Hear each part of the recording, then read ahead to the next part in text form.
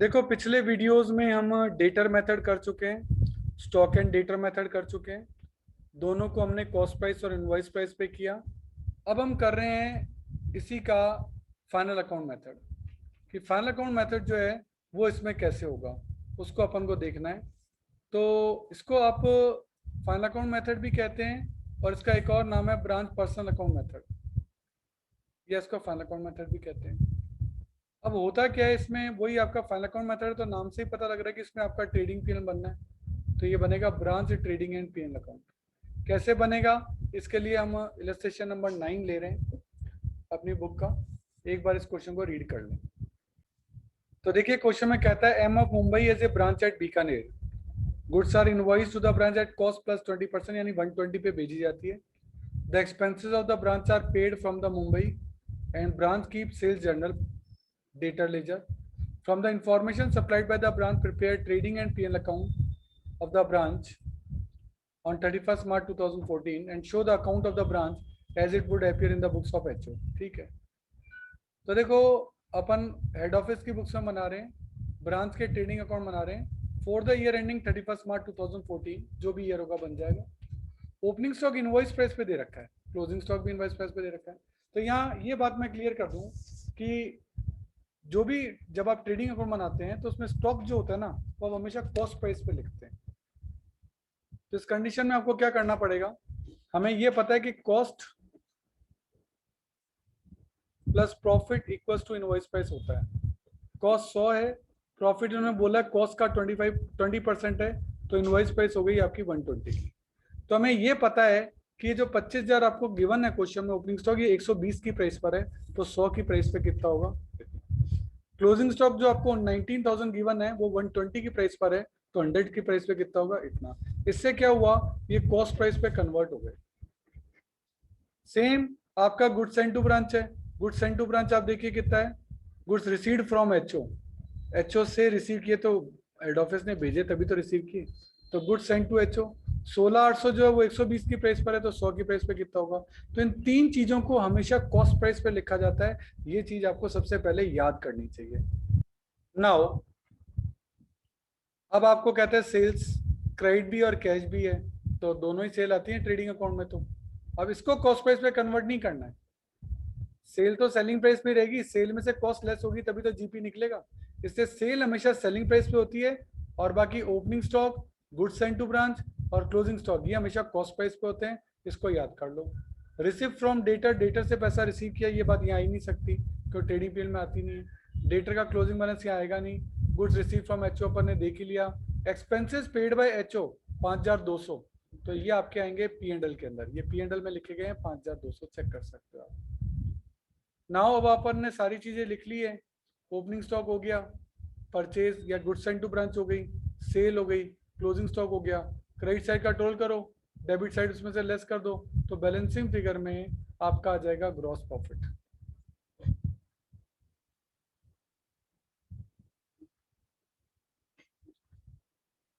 और ये gross profit आ जाएगा पी एंड एल में। अब एक्सपेंसेस यहाँ लिख दिए, तो बैलेंसिंग फिगर में आपका क्या आ गया, नेट लॉस आ गया। इस तरीके से आप फाइनल अकाउंट मेथड करते हैं, इसमें branch trading and PL account बनता है। आइटम कम ज्यादा हो सकते हैं, जैसे यहाँ एक्सपेंस एक ही दिए हैं, या 3-4 एक्सपेंस हो सकते थे, यहाँ लॉस हुआ है, लॉस की जगह प्रॉफिट भी हो सकता था, ऐसा कुछ, तो वो चीज आपकी हो सकती है। तो इस तरीके से आपका फाइनल अकाउंट जो है वो आपका किया जाता है। इसी क्वेश्चन को अपन डेटर मेथड से भी करके देखते हैं, अपन बीकानेर ब्रांच अकाउंट बनाएंगे। उसका रूल है, पहले यहाँ ओपनिंग एसेट लिख लो सारी, तो अपन इसको कॉस्ट प्राइस पे मेंटेन करें तो कॉस्ट प्राइस पे लिखा, डेटर का भी ओपनिंग बैलेंस यहाँ लिख दिया, क्लोजिंग बैलेंस आपने यहाँ लिख दिया, स्टॉक को कॉस्ट प्राइस पे लिखा आपने, ये एसेट्स के ओपनिंग और क्लोजिंग बैलेंस आ गए। फिर आपने to goods and to branch लिखा, वो भी कॉस्ट प्राइस पे लिखा, रिटर्न कोई आया नहीं है। जितना भी कलेक्शन होगा वो बाय बैंक करके आ जाएगा, बाय बैंक करके आपके पास जितने भी पैसे आए वो आ गए। अब कोई खर्चे आपने पे किए तो टू बैंक करके आपने खर्चे पे कर दिए, और कुछ बचा नहीं है, तो अब बैलेंसिंग फिगर में आपका प्रॉफिट लॉस निकल जाएगा। तो यहाँ बाय पीरियड करके लॉस निकला है, और ये लॉस सेम वही निकलेगा जो आपका यहाँ निकला है। यानी फाइनल अकाउंट मेथड से करें चाहे डेटर मेथड से करें, जिसमें कि बीकानेर ब्रांच अकाउंट बनाया, इन दोनों से आंसर जो है वो आपका एक ही आएगा। एग्जाम्पल नंबर 11 देख रहे हैं। एक हेड ऑफिस है, जो ब्रांच को माल बेचता है goods to its branch 20% less than the catalog price which is cost plus 50%। यानी ये क्या कहना चाहता है, पहले इसको समझ लो आप। कॉस्ट आपकी अगर 100 है तो प्रॉफिट इस पे 50% ऐड होगा और 50% होता है 50, तो आपका इनवॉइस प्राइस आपका हो गया 150, उसमें से 20% लेस कर देना है, तो इसमें से 20% लेस कर देंगे तो 150 का 20% होता है 30, लेस कर देंगे तो वास्तव में जो इनवॉइस प्राइस नेट आ जाएगी वो 120 होगी। तो आपको 120 से करना है, इसलिए कैलकुलेशन 120 और 100 से हो रही है, चेक कर लो। तो ये जबरदस्ती चीज बनाने की है, वास्तव तो ये इनवॉइस प्राइस नहीं हुआ, ये हुआ कैटलॉग प्राइस, ये हुआ catalogue price. Catalogue price face value कुछ भी कह लो, -20% डिस्काउंट करके इनवॉइस प्राइस जो है वो आपकी 120 निकलेगी। अब आपको क्वेश्चन में क्या क्या दे रखा है देखिए, इनवॉइस स्टॉक दे रखा है, ओपनिंग स्टॉक, क्लोजिंग स्टॉक, लेकिन ये तो 120 की प्राइस पे, इसको कन्वर्ट करना पड़ेगा।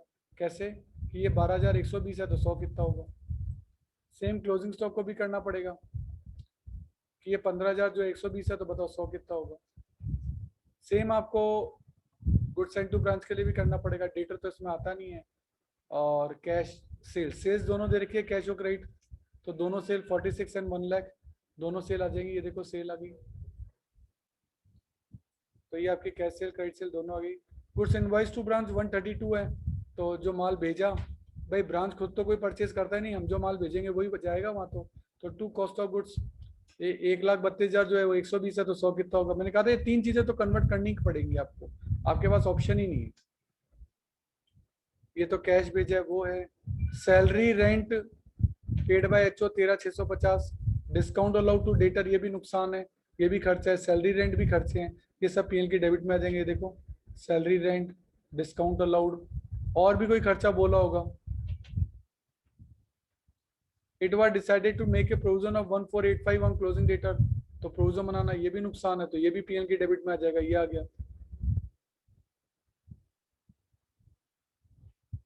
और क्या बोला है देखें, it was further reported that part of stock was destroyed by fire during the year, आग से कुछ स्टॉक जल भी गया था, वो भी आपको को ट्रीट करना है। देखो क्वेश्चन में केवल हिंट दिया है कि हाँ भाई कोई लॉस बाय फायर है, ये आपको खुद कैलकुलेट करना पड़ेगा कि लॉस बाय फायर कितना है, ये आपको खुद को कैलकुलेट करना पड़ेगा। इसके लिए आपको देखना पड़ेगा कि स्टॉक कितना आया, कितना गया और कितना बचा, उससे फिर आपका जो स्टॉक निकलेगा ना, उससे आपको पता लगेगा कि आपका स्टॉक बचा कितना है।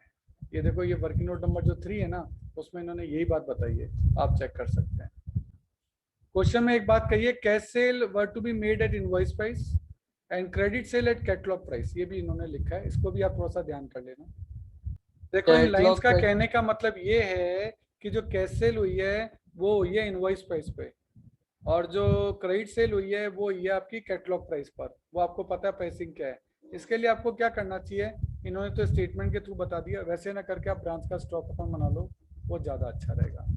ब्रांच का स्टॉक का अगर अपन देखें तो आपका ओपनिंग स्टॉक था 12,000 और क्लोजिंग स्टॉक था आपका 15,000, इनवॉइस प्राइस सही है ना। तो ओपनिंग स्टॉक था 12,000 और क्लोजिंग स्टॉक था 15,000, और हमने ब्रांच को माल भेजा कितने का, ब्रांच को माल भेजा था 1,32,000 का, तो 1,32,000 का माल यहाँ है, तो ये ब्रांच की हो गई गुड्स सेंड टू ब्रांच 1,32,000। अब ब्रांच ने माल सेल किया, अब सेल जो किया एक तो कैश किया, तो कैश सेल जो किया वो तो आपको दे रखा है क्लियरली कि हाँ भाई वो तो आपका इनवॉइस प्राइस पे हुआ है 46, तो वो तो 46 ले लेंगे अपन। पर जो क्रेडिट सेल हुआ है ना वो कैटलॉग प्राइस पर हुआ है, उसको आपको थोड़ा सा मेजर करना पड़ेगा कि जो 1,00,000 है ना वो 150 की प्राइस पर है, हमें लेना है 120 की प्राइस पर, हमें लेना है 120 की प्राइस पर। तो इसको आप देखेंगे तो ये आपका आ जाएगा 80,000, तो ये आपका क्रेडिट सेल आ जाएगा 80,000, तो टोटल सेल आपकी होगी 1,26,000। अब आप देखेंगे कि डेबिट और क्रेडिट साइड दोनों बराबर नहीं आ रही है, इस साइड का टोटल आ रहा है 144 और इस साइड का टोटल आ रहा है 141, तो इसका ना 3,000 का स्टॉक कहीं और भी गया है। अब 3,000 का स्टॉक जो कहीं गया है भाई, इनकमिंग होती है तो यहाँ से आ रही है, और आउटगोइंग हो रही है तो यहाँ से जा रही है, तो 3000 का स्टॉक कहीं गया है और क्वेश्चन में जो मिसिंग इन्फॉर्मेशन वो लॉस बाय फायर की है। इसका मतलब लॉस बाय फायर जो है वो आपका 3000 रुपये होगा। ये बात इससे कैलकुलेट की जा सकती है।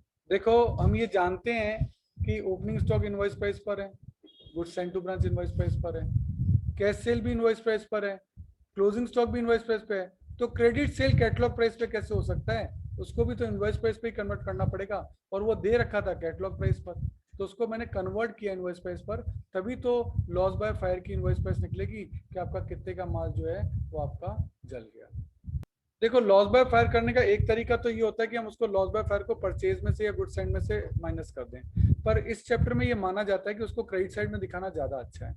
तो 3000 हमने लिया, पर 3000 तो 120 की प्राइस पर है, इनवॉइस प्राइस पर है ना, तो 100 पे कितना होगा, तो एक कॉस्ट प्राइस पे जो है वो आपको कन्वर्ट करना पड़ेगा। इससे क्या होगा कि वो आपका ये भी कॉस्ट प्राइस पर है, इसमें से लेस हो गया ऑटोमेटिकली। भाई नॉर्मली हम क्या करते हैं, परचेज जो होता है उसमें से लॉस बाय फायर लेस करते हैं, है ना। हम ट्रेडिंग अकाउंट में इसको नॉर्मली ऐसे ही बता देते हैं। अच्छा ब्रांच कभी खुद तो परचेज करती नहीं है, हम जो माल बेचते हैं वही उसकी परचेजिंग होती है, तो यही परचेज है। अब इसमें से नॉर्मली लॉस बाय फायर यहाँ लेस नहीं किया जाता, करना तो है लेकिन नॉर्मली यहाँ लेस नहीं किया जाता, हम उसको अपोजिट साइड में लिख देते हैं। अब क्योंकि ये आपका कॉस्ट प्राइस पर है तो फिर ये भी तो कॉस्ट प्राइस पर होना चाहिए। भाई जब आपने ये कॉस्ट प्राइस पे लिखा है तो ये भी तो कॉस्ट पे होना चाहिए, और 3000 जो है वो इनवॉइस प्राइस है, तो 3120 है, तो बताओ 100 कितना होगा, इस तरह से 2500 यहाँ लिख दिया गया। अब लॉस बाय फायर यहाँ आ गया तो ऑटोमेटिकली वो उसमें से लेस हो गया, एक तरीके से अपोजिट साइड लिखने का मतलब है लेस हो गया, है ना। अब इसका मतलब ये परचेज में से हट गया। अब इसकी एंट्री अगर आपको याद हो, आपने 11th क्लास में की थी, loss by fire account debit to purchase, तो एक तो ये परचेज में से लेस होता है, तो ये परचेज में से लेस हो गया, ऑटोमेटिकली यहाँ से लेस हो गया। दूसरी एंट्री इसकी होती है कि आपके लिए लॉस है, लॉस है तो पीएनएल में जाना चाहिए, तो एंट्री होती है PNL account debit to loss by fire. इसीलिए यही 2500 रुपए का लॉस जो आपने यहाँ परचेज में से लेस किया है, ये 2500 रुपए का लॉस आपको यहाँ पीएनएल में भी दिखाना पड़ेगा। तो बाकी सब खर्चे हो चुके हैं, अब आपने सब चीजें पुट कर दी हैं। अब आप बैलेंसिंग में पहले जीपी निकालेंगे जो कि ट्रेडिंग में निकलेगा, वो जीपी आपका पीएनएल में जाएगा, और इसकी क्रेडिट साइड में से इसकी डेबिट साइड लेस करेंगे तो ये आपका क्या आ जाएगा, ये आपका नेट प्रॉफिट आ जाएगा। तो ये सब ट्रीटमेंट आपको इस क्वेश्चन में सीखने पड़ते हैं। देखो लॉस बाय फायर का वैल्यूएशन जो आपका होता है वो हमेशा कॉस्ट प्राइस पर होता है, ये बात ध्यान रखना है। यानी ये जो एंट्री होगी वो कॉस्ट प्राइस पर होगी, ये जो एंट्री है वो कॉस्ट प्राइस पर होंगी दोनों। क्योंकि एक बात बताइए, अगर आपका 2500 की कॉस्ट का माल है और आप उसे 3000 में बेचते हैं, है ना, इनवॉइस प्राइस आपकी 3000 है, तो इंश्योरेंस कंपनी से जब आप क्लेम मांगोगे तो वो आपको 2500 ही देगी। वो कहेगा भाई साहब आपके तो 2500 रुपये लगे हुए हैं इसके। अगर वो 3000 देने लग गई तो लोग दुकानें थोड़ा ना खोलेंगे, वो एक गोडाउन में सारा माल इकट्ठा करेंगे और जला देंगे, कहेंगे जल गया, लाओ जी 3000 रुपये लाओ। बेचने की जरूरत ही क्या है, इंश्योरेंस कंपनी से 3000 रुपये मिल तो रहे हैं। इसीलिए इंश्योरेंस कंपनी कभी सेलिंग प्राइस का क्लेम एक्सेप्ट नहीं करती, वो हमेशा कॉस्ट प्राइस का ही क्लेम एक्सेप्ट करती है। इसलिए आपका नुकसान 2500 ही माना जाएगा, ना कि 3000।